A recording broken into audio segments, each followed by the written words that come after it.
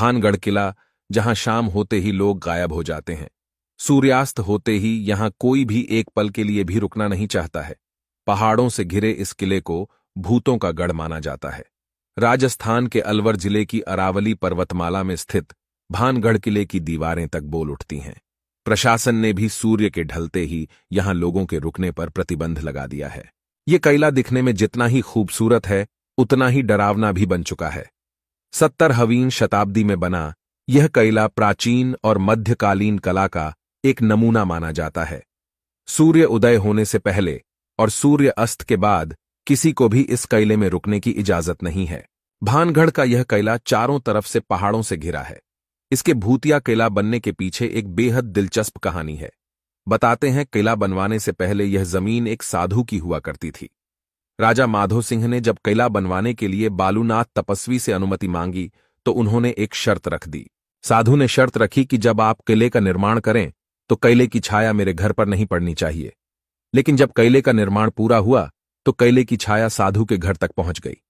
इसके बाद साधु नाराज हो गया और श्राप दे दिया, जिसके बाद भानगढ़ किला पूरी तरह बर्बाद हो गया और भूतिया किला बन गया। लोग भानगढ़ किले को भारत की सबसे डरावनी जगह मानते हैं। कई लोग बताते हैं कि यहां दिन के उजाले में भी अकेले जाने की हिम्मत नहीं होती है। ऐसा कहा जाता है कि कुछ लोग शाम के समय यहां घूमने के लिए गए थे, लेकिन वापस लौटकर नहीं आए।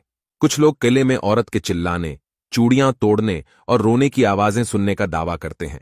कहते हैं, ऐसा लगता है जैसे कोई साया पीछा कर रहा हो।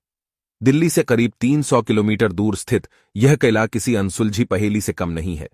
प्रशासन ने सूर्यास्त के बाद भानगढ़ किले में किसी भी व्यक्ति के प्रवेश पर रोक तब लगा दी जब यहां से कई लोगों के गायब होने की घटनाएं सामने आई।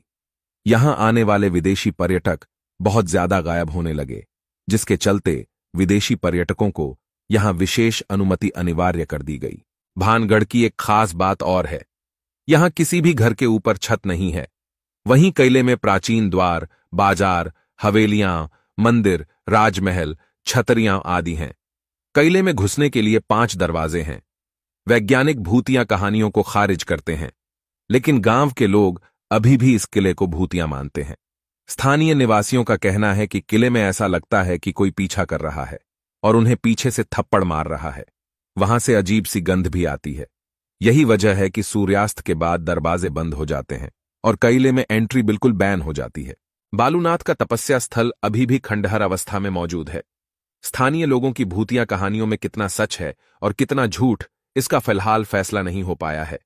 अभी भी यह किला एक रहस्य बनकर खड़ा है।